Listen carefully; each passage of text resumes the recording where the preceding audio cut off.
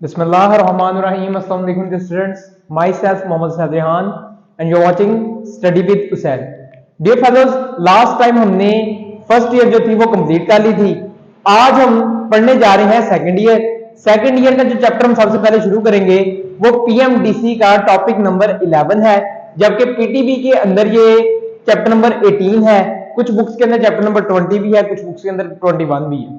वो province wise differ करता रहता है. तो इस चैप्टर में है क्या? इसमें बेसिकली रिप्रोडक्शन के हवाले से बात होगी. Male reproductive system, female reproductive system, female reproductive cycle, कुछ बर्थ के हवाले से बातें होंगी और at last we will study sexually transmitted diseases also known as STDs. First of all we will start with that line that reproduction is essential for the survival of a species, not for an individual. बहुत famous MCQs है. Reproduction एक species के survival के लिए जरूरी है, individual के survival के लिए जरूरी नहीं. फॉर एग्जांपल, मैं आपको कहता हूं जी मैं दुनिया पे एक आखिरी इंसान रह गया हूं, यानी कि दुनिया पे कुछ इंसान रह गए, उनमें से मैं भी शामिल हूं. अब अगर मैं रिप्रोड्यूस नहीं करता, इंटरकोर्स नहीं करता, इससे मैं तो जिंदा रह सकता हूं, मगर जो ह्यूमन बीइंग की, होमोसैपियंस की एक स्पीशी है वो नहीं जिंदा रह सकती. उसके सर्वाइवल के लिए क्या जरूरी है? रिप्रोडक्शन जरूरी है. किसके सर्वाइवल के लिए? होमोसैपियंस के सर्वाइवल के लिए भी और दूसरे जानदारों के सर्वाइवल के लिए भी, चाहे वो सेक्सुअल रिप्रोडक्शन करते हो या एसेक्सुअल रिप्रोडक्शन करते हो. हम फिलहाल ह्यूमन की बात कर रहे हैं. तो रिप्रोडक्शन स्पीशी के सर्वाइवल के लिए जरूरी है. इंडिविजुअल का सर्वाइवल रिप्रोडक्शन के बगैर भी मुमकिन है. अच्छा जी, इसमें हम दो सिस्टम पढ़ेंगे. सबसे पहले मेल रिप्रोडक्टिव सिस्टम हम आज पढ़ेंगे. फीमेल रिप्रोडक्टिव सिस्टम और उसका साइकिल, जिसको मेंस्ट्रुअल साइकिल कहते हैं, वो हम नेक्स्ट लेक्चर में पढ़ेंगे. तो मेल रिप्रोडक्टिव सिस्टम के अंदर सबसे पहले चार चीजें याद रखनी है. गोनेड्स कौन से हैं इधर? Number 2 external genitalia. External genitalia का मतलब है वो कौन सा कोपुलेटरी ऑर्गन है बाहर की तरफ जो इंटरकोर्स के दौरान वर्क करता है और रिप्रोडक्शन में अहम रोल प्ले करता है. तीसरी चीज है डक्ट सिस्टम. कितनी डक्ट्स इधर मौजूद हैं, कितनी एक्सेसरी डक्ट्स इधर मौजूद हैं. चौथी चीज है एक्सेसरी ग्लैंड्स. कितने ग्लैंड्स हैं और क्या क्या उनकी सिक्रीशन है. नंबर 1 पे हमारे पास है गोनेड्स. गोनेड्स में बच्चों अगर मेल की बात करें तो हमारे पास टेस्टिस होते हैं. टेस्टिस क्या होते हैं? इन सर्कुलर टाइप से ना, पी शेप टेस्टिस होते हैं जो कि एक थैली के अंदर मस्कुलर बैग, जिसको हम स्क्रोटम कहते हैं, उसके अंदर लोकेटेड होते हैं. टेस्टिस इनक्लोज्ड इन स्क्रोटम. और ये जो स्क्रोटम होती है ये मेल की बॉडी के नीचे लटक रहा होता है. स्क्रोटम, जिसको हमने एक मस्कुलर बैग का. इस स्क्रोटम के अंदर दो टेस्टिस होते हैं. It is located outside the body. अगर इनसाइड द बॉडी होती तो बॉडी का जो टेम्परेचर होता है ऑप्टिमम, वो होता है 37 डिग्री सेंटीग्रेड. बच्चों कहा जाता है कि जो स्पर्मेटोजेनेसिस का प्रोसेस है ये 37 डिग्री सेंटीग्रेड पे सही तरह चल ही नहीं सकता. इसलिए स्क्रोटम को कुदरत ने बाहर रखा है मेल रिप्रोडक्टिव सिस्टम के, ताकि क्या हो सके, स्पर्मेटोजेनेसिस का जो प्रोसेस है वो अच्छी तरह कंप्लीट हो सके और स्पर्म्स बन सके. तो स्पर्म्स की फॉर्मेशन के लिए जो टेम्परेचर चाहिए होता है it is approximately 35 degree centigrade, जो कि उसको स्क्रोटम प्रोवाइड करता है. That is why it is located outside the body. Number 2 external genitalia. External genitalia की अगर बात की जाए तो मेल के अंदर एक्सटर्नल जेनिटैलिया पेनिस है. पेनिस एक कोपुलेटरी ऑर्गन है, यानी कि जब भी सेक्सुअल अरोजल आता है इंसान के अंदर तो जो आपकी ब्लड वेसल्स होती हैं, जो आपका ब्लड का फ्लो होता है वो पेनिस की तरफ ज्यादा हो जाएगा. पेनिस की तरफ जब ब्लड का फ्लो ज्यादा होगा तो पेनिस अपने आप को इरेक्ट कर लेगा, इरेक्टाइल हो जाएगा. पेनिस क्या कर लेगा? अपने आप को इरेक्ट कर लेगा. तो वही बात है कि पेनिस का रोल क्या है. बेसिकली इसका रोल है इंटरकोर्स के दौरान फीमेल की बॉडी के अंदर इजैकुलेट करना, स्पर्म्स को ट्रांसफर करना फीमेल की बॉडी के अंदर. ये काम है इस पेनिस का, जिसको copulatory organ of male reproductive system कहते हैं. When tissues are filled with blood to cause erection during intercourse. Intercourse के दौरान टिश्यू ब्लड आएगा किसके अंदर? टिश्यूज के अंदर, जो पेनिस के टिश्यू होंगे. इस तरह पेनिस इरेक्ट हो जाएगा. अगर पेनिस इरेक्ट ना हो तो इंटरकोर्स नहीं हो सकता. Third one duct system. इसमें बच्चों तकरीबन 6 या 7 आप कह सकते हैं अगर आप इजैकुलेटरी डक्ट को भी शामिल करें. ये डक्ट्स होती हैं जिनको हम एक्सेसरी डक्ट्स भी कहते हैं. Number 1 is very very important. यानी कि बच्चों आप इस टेस्टिस को देखिए, ये जो मैंने एक डायग्राम बनाई है टेस्टिस की राफ सी, उसको अगर आप देखें तो उसके अंदर आप देखेंगे कि 250 टू 300 लोब्यूल्स होते हैं। एक टेस्टिस के अंदर 250 टू 300 लोब्यूल्स होते हैं। ये लोब्यूल्स, ये जो ब्लैक कलर का बनाया ना पायरामिडल सा ब्लैक कलर का, इसको हम कहते हैं लोब्यूल। एक लोब्यूल के अंदर कितने सेमिनिफेरस ट्यूब्यूल्स होंगे? बच्चों को कहता है एक लोब्यूल के अंदर 1 से लेके 4 तक सेमिनिफेरस ट्यूब्यूल्स हो सकती है। इसके अलावा लोब्यूल के अंदर क्या होगा? लोब्यूल के अंदर सेमिनिफेरस ट्यूब्यूल्स में होगी 1 से लेके 4 तक। इसके अलावा लेडिग सेल या इंटरस्टिशियल सेल भी होंगे। कौन से? लेडिग या इंटरस्टिशियल सेल। काम क्या है इनका वो हम बाद में पढ़ते हैं। अच्छा, each lobule has 1 to 4 tightly coiled seminiferous tubules। Seminiferous tubules के बारे में एक और बात याद है, it is the functional unit of male reproductive system. जो स्पर्म्स बनने हैं, स्पर्मेटोजेनेसिस का जो प्रोसेस है वो सेमिनिफेरस ट्यूब्यूल्स के अंदर शुरू होता है। कहां शुरू होता है? सेमिनिफेरस ट्यूब्यूल्स के अंदर स्पर्मेटोजेनेसिस स्टार्ट होगी और वहां पर स्पर्म्स बनते हैं। ये भी आपने पॉइंट याद रखना है। इसके बाद सीक्वेंस को फॉलो करना है। ये मैंने एक सीक्वेंस से लिखा हुआ है, इसी सीक्वेंस से स्पर्म्स ने बाहर आना। सेमिनिफेरस ट्यूब्यूल्स के अंदर स्पर्म्स बने, इसके बाद स्पर्म्स आएंगे रेट्रोटेस्टिस की तरफ। रेट्रोटेस्टिस बच्चों बेसिकली क्या है? ये एक नेटवर्क है। इधर अगर आप देख सकते हैं, इधर एक नेटवर्क बिछा हुआ है, एक जाल बिछा हुआ है।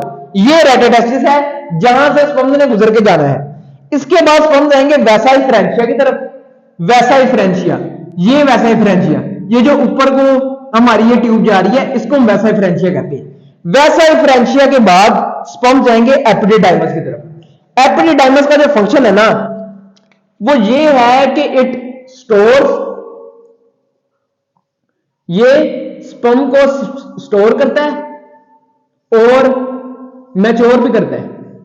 इधर स्पर्म मैच्योर भी होंगे और स्टोर भी होंगे। इसके अलावा ये फूड भी प्रोवाइड करता है, स्पर्म को न्यूट्रिएंट्स भी प्रोवाइड करता है।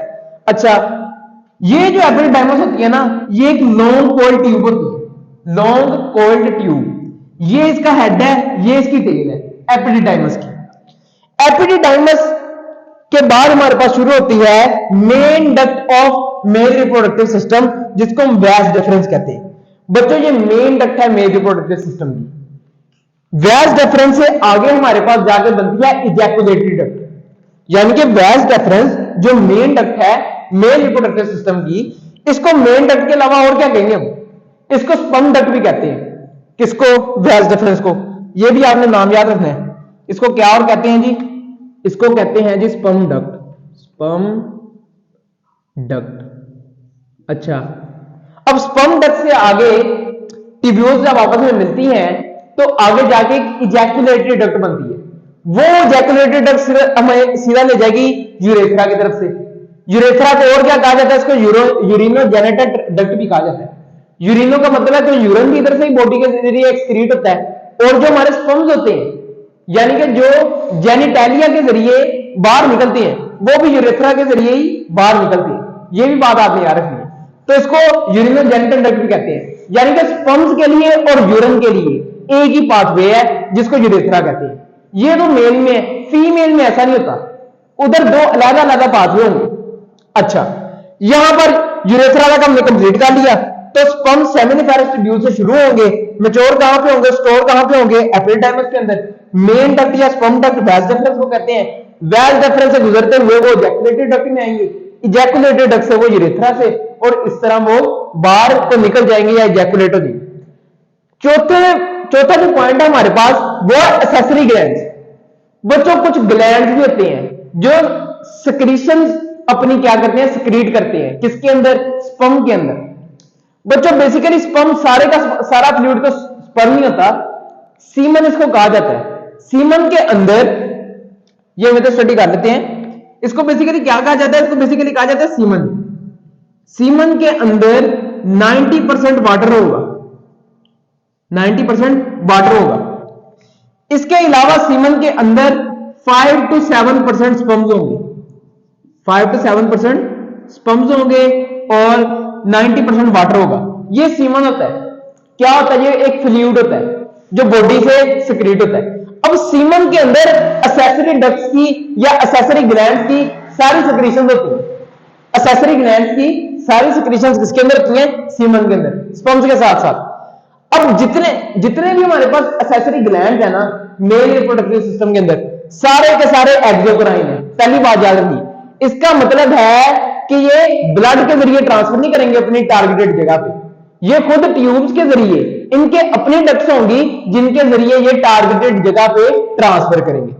First one seminal vesicle, number 2 prostate, third one is Cowper's gland और बल्बोयूरेथ्रल ग्लैंड।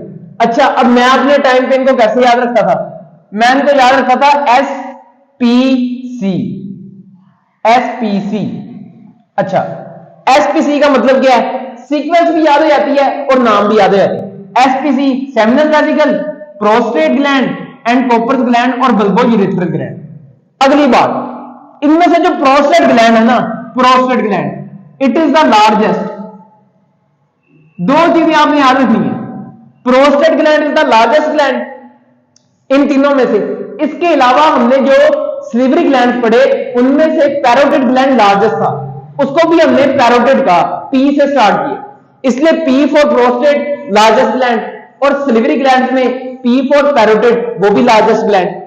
अच्छा बच्चों, सेमिनल वेसिकल को अगर हम देखें तो ये यूरिनरी ब्लैडर के पास मौजूद होता है, यानी कि यूरिनरी ब्लैडर की बेस पे सेमिनल वेसिकल्स होंगे। इनकी तादाद कितनी होती है? 2 pair of seminal vesicles at the base of urinary bladder. ये करते क्या है? They improve the fertilising power of sperms, sperms की फर्टिलाइजिंग पावर को इंप्रूव करते हैं, उनको न्यूट्रिएंट्स प्रोवाइड करते हैं। इसके अलावा सेमिनल वेसिकल फ्रुक्टोज भी प्रोवाइड करता है स्पर्म को। अगर आपसे पूछे the food of sperm is, तो आपने कहना फ्रुक्टोज। जो हमारे स्पर्म होते हैं वो फ्रुक्टोज को न्यूट्रिएंट या फूड के तौर पर लेते हैं।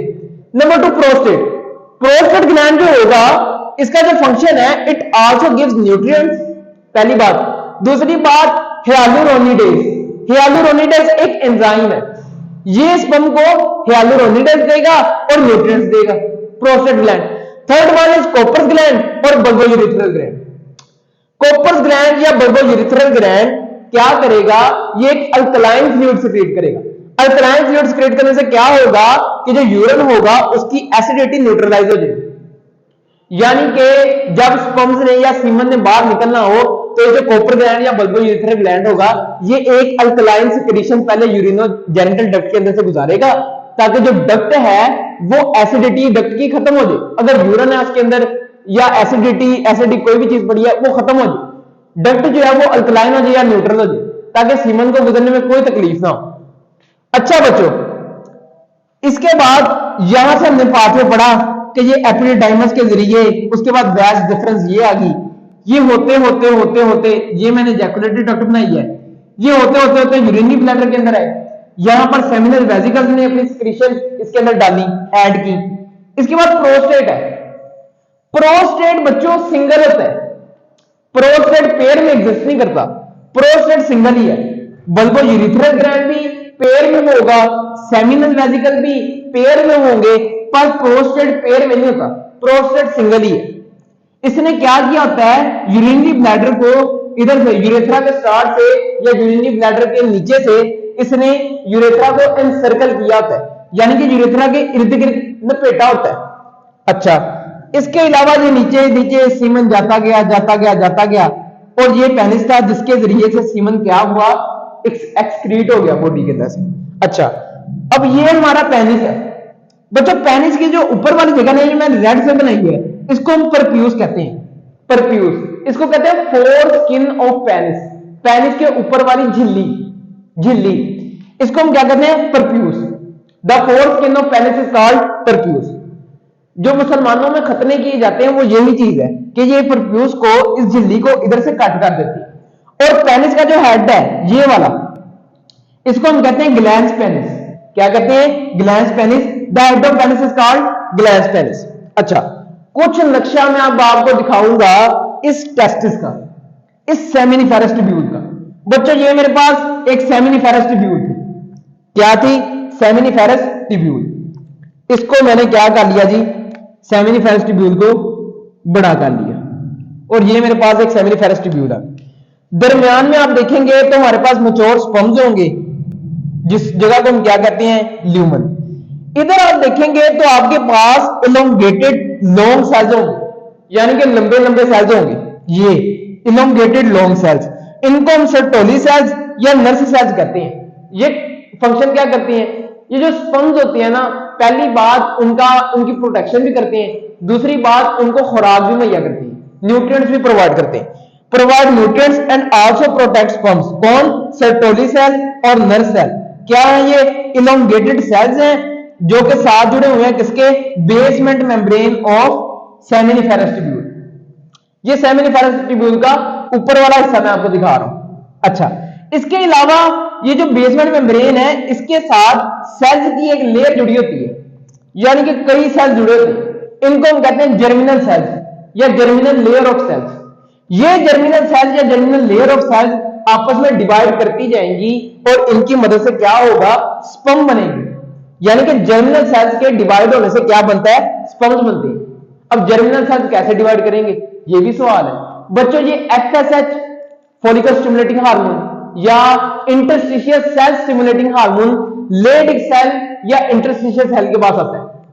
जब ये लेडिक सेल या इंटरस्टिशियल सेल के पास आएगा, कौन? ICSH interstitial cell stimulating hormone, तो लेडिक सेल टेस्टोस्टेरोन की प्रोडक्शन को बढ़ा देंगे या उसकी प्रोडक्शन स्टार्ट कर देंगे। किसकी? टेस्टोस्टेरोन की। टेस्टोस्टेरोन की प्रोडक्शन एसेंशियल है in the formation of sperm. Sperm की प्रोडक्शन में टेस्टोस्टेरोन यानी कि सिक्रीट होना स्पर्म की फॉर्मेशन के लिए बहुत जरूरी है। अगर टेस्टोस्टेरोन नहीं है तो स्पर्म नहीं बनेंगे। अच्छा, अगली बात यह है कि सर्टोली सेल या नर सेल एक हार्मोन रिलीज करते हैं जिसको हम इनहिबिन कहते हैं। क्या कहते हैं? इनहिबिन। इनहिबिन क्या करता है? It controls spermatogenesis eight normal rate. Inhibin hormone क्या करता है? Controls spermatogenesis eight normal rate. ये आपने बात याद रखनी है, बहुत दफा एमसीक्यूज पूछा जा सकता है फेडरल में खास तौर पे कि इनहिबिन हार्मोन क्या करता है? It controls spermatogenesis eight normal rate. अच्छा, अगर वो आपसे पूछे कि स्पर्म की प्रोडक्शन की सीक्वेंस क्या है, आपने कहना है it is from outwards to inwards. यानी कि इधर जो सेल है ना वो इनमेच्योर है, वो भी डिवाइड हो रहे हैं। डिवाइड होते गए जब ये डिवाइड हो जाएंगे, मैच्योर हो जाएंगे और ये एक्टिव हो जाएंगे तो ये इधर ल्यूमेन के अंदर आ जाएंगे। ये रेड वाले स्पर्म्स जो आपको दिख रहे हैं ये ल्यूमेन के अंदर आ जाएंगे, ये फिर मैच्योर स्पर्म्स बन जाएंगे। तो स्पर्म की प्रोडक्शन की सीक्वेंस क्या है? From outwards to inwards. ये भी बात आपने याद रखनी है। इसके अलावा ये देखें तो लिखा हुआ है कि इंटरस्टिशियल सेल और Leydig cell are present between seminiferous tubules and they secrete testosterone which is essential for sperm formation. अच्छा, अब इसके अलावा हमने पढ़ना गैमेटोजेनेसिस क्या है। गैमेटोजेनेसिस कहते हैं the formation of gametes, gametes का बनना, जर्म सेल्स का बनना गैमेटोजेनेसिस कहलाता है। तो जर्म सेल्स तो दो तरह के होते हैं ह्यूमन के अंदर और बाकी प्लांट्स के अंदर भी दो तरह के होते हैं, स्पर्मेटोजेनेसिस और ओजेनेसिस, यानी कि स्पर्म्स और एग या ओवा। फर्स्ट वन हम पढ़ेंगे spermatogenesis, the formation of sperms.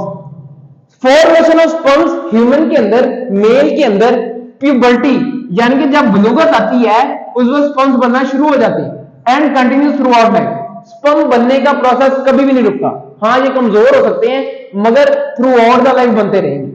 यानी कि प्यूबर्टी पे, बलूगत पे, अडल्ट जब हुआ इंसान तो वो शुरू हो गए बनने और कंटिन्यू थ्रू आउट लाइफ, जब तक इंसान मरेगा नहीं उस तक स्पर्म्स बनते रहेंगे। तो बच्चों हुआ क्या? ये जर्म सेल्स जिनको मैंने जर्मिनल सेल्स कहा, ये माइटोसिस के जरिए डिवाइड किए और डिवाइड होकर इन्होंने क्या बनाया? स्पर्मेटोगोनिया। ये भी डिप्लॉयड थे, ये भी डिप्लॉयड है। अच्छा, स्पर्मेटोगोनिया डिफरेंशिएट हुए। क्या हुए? डिफरेंशिएट हुए। डिफरेंशिएट हो गए स्पर्मेटोगोनिया, चेंज हो गए प्राइमरी स्पर्मेटोसाइट के अंदर। प्राइमरी स्पर्मेटोसाइट भी क्या था? डिप्लॉयड। इसके अंदर जो डीएनए की अमाउंट होगी वो कितनी होगी? 100%। यानी कि जितना डीएनए जर्म सेल में था उतना ही प्राइमरी स्पर्मेटोसाइट के पास है, 100%। और ये तीनों क्या है? डिप्लॉयड। ये बात याद रखिए, प्रोसेस कौन सा हुआ? यहां पर माइटोसिस, वहां पर डिफरेंशिएशन। इसके बाद क्या होगा? प्राइमरी स्पर्मेटोसाइट डिवाइड करते हैं मियोसिस 1 के थ्रू और चेंज हो जाते हैं 2 सेकेंडरी स्पर्मेटोसाइट में। यानी कि इधर आप देखें, एक प्राइमरी स्पर्मेटोसाइट था जो किसमें चेंज हो गया, 2 सेकेंडरी स्पर्मेटोसाइट में। ये 2 सेकेंडरी स्पर्मेटोसाइट, एक प्राइमरी स्पर्मेटोसाइट। ये एक सेकेंडरी स्पर्मेटोसाइट अब हाफ हो गया इसका प्राइमरी स्पर्मेटोसाइट का। यानी कि इसके अंदर अगर डीएनए की अमाउंट 100% थी तो इसके अंदर डीएनए की अमाउंट 50% होगी, हाफ होगी ना। तो इसके अंदर डीएनए की अमाउंट कितनी होगी, 50%। अच्छा बच्चों, 2 सेकेंडरी स्पर्मेटोसाइट बन गए। 2 सेकेंडरी स्पर्मेटोसाइट मियोसिस 2 के थ्रू 4 स्पर्मेटिड्स में कन्वर्ट हो गए। यानी कि हर एक सेकेंडरी स्पर्मेटोसाइट किसमें कन्वर्ट हो गया, 2 स्पर्मेटिड्स के अंदर। स्पर्मेटिड्स क्या है, स्पर्मेटिड्स इमेच्योर है, इनएक्टिव है और सिसाइल है या नॉन मोटाइल है। ये अभी फिलहाल चल नहीं सकते, ट्रैवल नहीं कर सकते, जबकि स्पर्म तो कर सकते हैं। अच्छा, जब एक सेल जिसके अंदर 100% डीएनए था 4 के अंदर कन्वर्ट हो गया, यानी कि 100% डीएनए 25% डीएनए रह गया सिर्फ। अब दोबारा सीक्वेंस समझे, एक प्राइमरी स्पर्मेटोसाइट से 2 सेकेंडरी स्पर्मेटोसाइट और हर एक सेकेंडरी स्पर्मेटोसाइट से 2 स्पर्मेटिड, तो कुल हमारे पास 4 स्पर्मेटिड आ गए। ये स्पर्मेटिड डिफरेंशिएट होंगे, इनका जो एक्सेस ऑफ साइटोप्लाज्म होगा वो गिर जाएगा या शेड हो जाएगा और इनके अंदर दुम का या टेल का ऐड कर दिया जाएगा और इनको कन्वर्ट कर दिया जाएगा स्पर्म या स्पर्मेटोजोआ के अंदर। स्पर्मेटोजोआ में भी डीएनए की जो परसेंटेज होगी वो 25% होगी। अच्छा, एक और बात बच्चों, ये जो प्रोसेस था ना, ये वाला कौन सा, process of conversion of spermatid into sperm और स्पर्मेटोजोआ, ये इमेच्योर थे और इनएक्टिव थे और नॉन मोटाइल थे। ये एक्टिव हैं, मैच्योर हैं और मोटाइल हैं। अच्छा, इस प्रोसेस को हमने कहा स्पर्मियोजेनेसिस। क्या कहा जी, स्पर्मियोजेनेसिस। ये आपने बात याद रखनी है, जो प्रोसेस जर्म सेल से लेके इधर तक चला उसको हमने क्या कहा, स्पर्मेटोजेनेसिस। मगर conversion of spermatid into sperm और spermatozoa, it is called spermiogenesis. ये टर्म बच्चों याद रखनी है कि व्हाट इज स्पर्मियोजेनेसिस। ये एमसीक्यू बहुत कंफ्यूज करता है बच्चों, उनको पता नहीं चलता स्पर्मेटोजेनेसिस और स्पर्मियोजेनेसिस में क्या फर्क होता है। तो जो इधर से शुरू होके इधर तक अमल हुआ उसको हमने कहा स्पर्मेटोजेनेसिस। जो स्पर्मेटिड से स्पर्म के अंदर कन्वर्ट होने का अमल है इसको हम कहते हैं स्पर्मियोजेनेसिस। अच्छा जी, स्पर्म के बारे में कुछ बातें याद रखने वाली कि it is the strongest cell of human body. क्या बात कही, strongest cell of human body and it is also called microgamete. Microgamete इसलिए कहते हैं एग की मुनासबत से या इन कंपैरिजन टू एग, इसका साइज बहुत छोटा होता है इसलिए इसको माइक्रोगैमेट कहते हैं। इसके अलावा जो स्पर्म का लाइफ स्पैन होगा वो होगा 3 to 5 डेज। ये अप्रोक्सीमेट बता रहा हूं कि 3 to 5 डेज होगा इसका लाइफ स्पैन स्पर्म का। और स्पर्म्स बनते जाएंगे, पुराने जो होंगे वो मर जाएंगे या वो इंटरकोर्स के दौरान चले जाएंगे और स्पर्म्स नहीं बनते जाएंगे। अच्छा, इसके अलावा बच्चों कुछ एमसीक्यूज थे कि एक इजैकुलेशन के दौरान कितने स्पर्म्स यानी कि निकलते हैं। तो इसका जो एस्टिमेट आइडिया वो ये तकरीबन यही है कि 3 to 4 मिलियन स्पर्म्स या 300 to 400 मिलियन स्पर्म्स होते हैं जो कि एक इंटरकोर्स के दौरान हमारी बॉडी से रिलीज होती है। एक जो हेल्दी एडल्ट है वो तकरीबन 150 million sperms at a time बनाता है। अच्छा, इधर आपने एक सीक्वेंस याद रखनी है, एक प्राइमरी स्पर्मेटोसाइट से 2 सेकेंडरी स्पर्मेटोसाइट बने और एक प्राइमरी स्पर्मेटोसाइट से 4 स्पर्म बने। एमसीक्यूज है, एक प्राइमरी स्पर्मेटोसाइट से 4 स्पर्म बने, 2 सेकेंडरी स्पर्मेटोसाइट से 4 स्पर्म बने। मगर अगर आपसे पूछे एक सेकेंडरी स्पर्मेटोसाइट से एक सेकेंडरी स्पर्मेटोसाइट कितने स्पर्म बनेंगे, आपने कहना जी एक सेकेंडरी स्पर्मेटोसाइट से 2 स्पर्म बनेंगे। ये सीक्वेंस याद रखनी। इसके बाद हम पढ़ेंगे oogenesis. It is the formation of ova या egg. Formation of ova female के अंदर एक साइक्लिक एक्टिविटी या एक साइक्लिक प्रोसेस है जिसको मेंस्ट्रुअल साइकिल के अंदर जाकर देखेंगे। फिलहाल आपको सिर्फ ये बता रहा हूं कि एक साइक्लिक प्रोसेस या साइक्लिक एक्टिविटी है। Oogenesis means formation of egg या फॉर्मेशन ऑफ ओवा। ये भी जर्म सेल से शुरू होगा, यानी कि जर्म सेल जो कि डिप्लॉयड था वो माइटोसिस के जरिए डिवाइड हुआ और वो कन्वर्ट हो गया ओ गोनिया के अंदर। ओ गोनिया भी क्या होगा, ओ गोनिया भी डिप्लॉयड ही होगा, 2n होगा। इसके बाद ये ओ गोनिया माइटोसिस के जरिए कन्वर्ट हुआ प्राइमरी ओसाइट के अंदर। प्राइमरी ओसाइट क्या था, वो भी डिप्लॉयड ही था। अच्छा बच्चों, जो oogenesis है ना, वो बर्थ से पहले ही शुरू हो जाती है। यानी कि अगर बच्ची जो है, फीमेल जो है, वो अपनी मां के पेट के अंदर है, तो oogenesis वहीं से शुरू हो जाएगी। oogenesis वहीं से शुरू हो जाती है और यहां तक oogenesis रहती है मां के पेट के अंदर। यानी कि मियोसिस 1 से पहले, मियोसिस 1 का प्रोफेज 1 पे आके oogenesis रुक जाती है जब बच्ची किधर है, मां के पेट के अंदर। इधर की बच्ची की पैदाइश होगी, बच्ची जवान होगी, जब बच्ची प्यूबर्टी में पहुंची, यानी कि 9 से 11 साल के दरमियान की उम्र, प्यूबर्टी, जब वो बलूगत उसके अंदर आने लगी, तो बलूगत के ऊपर क्या हुआ कि प्राइमरी ओसाइट फिर कन्वर्ट हुए किसके अंदर, सेकेंडरी ओसाइट के अंदर, और साथ एक पोलर बॉडी। पोलर बॉडी बच्चों वैसे ही एक बायो स्ट्रक्चर, बाय प्रोडक्ट कह सकते हैं, या एक एक्सेसरी स्ट्रक्चर है, ये हमें चाहिए नहीं होता, और इसको खुराक की किल्लत हो जाती है जिसकी वजह से पोलर बॉडी मर जाती है, ज्यादा देर सर्वाइव नहीं करती। क्या पढ़ा जी हमने कि जब बर्थ नहीं हुई थी बच्चे की, मां के पेट के अंदर ही जो फीमेल थी वो जर्म सेल से प्राइमरी ओसाइट के प्रोफेज 1 तक वो प्रोसेस चला। मियोसिस 1 के प्रोफेज 1 तक वो प्रोसेस चला जब मां के पेट के अंदर। उसके बाद बच्चे की बर्थ हुई, जब वो अडल्ट हुई, प्यूबर्टी पे, बलूगत की उम्र पे जाके पहुंची, तो क्या हुआ, फिर प्राइमरी ओसाइट ने डिवीजन मुकम्मल की, यानी कि मियोसिस 1 कंप्लीट की और कन्वर्ट हो गए एक पोलर बॉडी के अंदर और एक सेकेंडरी ओसाइट के अंदर। अब ये सेकेंडरी ओसाइट कन्वर्ट होगा मियोसिस 2 के, मियोसिस 2 के थ्रू ये सेकेंडरी ओसाइट कन्वर्ट होगा सेकंड पोलर बॉडी और ओवा के अंदर। ओवा के अंदर बच्चों ये ऐसे नहीं कन्वर्ट होता। बात है कि जब सेकेंडरी ओसाइट आता है ना, सेकेंडरी ओसाइट मेटाफेज 2 के ऊपर रेस्ट होता है। ये देखें, stops at metaphase 2, meiosis 2 secondary oocyte की मेटाफेज 2 पे आगे रुक जाती है। यानी कि मेटाफेज 2 से आगे डिवीजन सिर्फ उस शर्त में जाएगी जब स्पर्म आके इसको फर्टिलाइज करेगा, इसके साथ, इसके अंदर पेनिट्रेट करेगा, इंटरकोर्स होगा, स्पर्म एग के साथ पेनिट्रेट करेगा, तो फिर सेकेंडरी ओसाइट ओवा के अंदर कन्वर्ट होगा। अच्छा, तो सेकेंडरी ओसाइट जो कि मियोसिस 2 पे रेस्ट था, उसके साथ मेटाफेज 2 पे रेस्ट था, उसके साथ आगे स्पर्म ने पेनिट्रेट किया और क्या मिला कि हमें एक ओवा मिला और सेकेंडरी पोलर बॉडी मिली। क्या मिला, ओवा और सेकेंडरी पोलर बॉडी। ओवा को हम मैक्रोगैमेट भी कहते हैं और ओवा ज्यादा से ज्यादा 3 से 4 दिन तक सर्वाइव कर सकता है, 6 से 7 दिन भी कई बुक्स ने लिखा है कि इतने दिन तक सर्वाइव कर सकता है, और सेकेंडरी पोलर बॉडी। यानी कि अगर मैं आपसे पूछूं कि हमारे पास टोटल सेल्स कितने आए, टोटल सेल्स कितने आए, तो मैं तो एक बात लिखने लगा, फीमेल रिप्रोडक्टिव सिस्टम के अंदर ना oogenesis के थ्रू टोटल सेल हमारे पास 4 है। टोटल सेल्स कितने हैं, 4।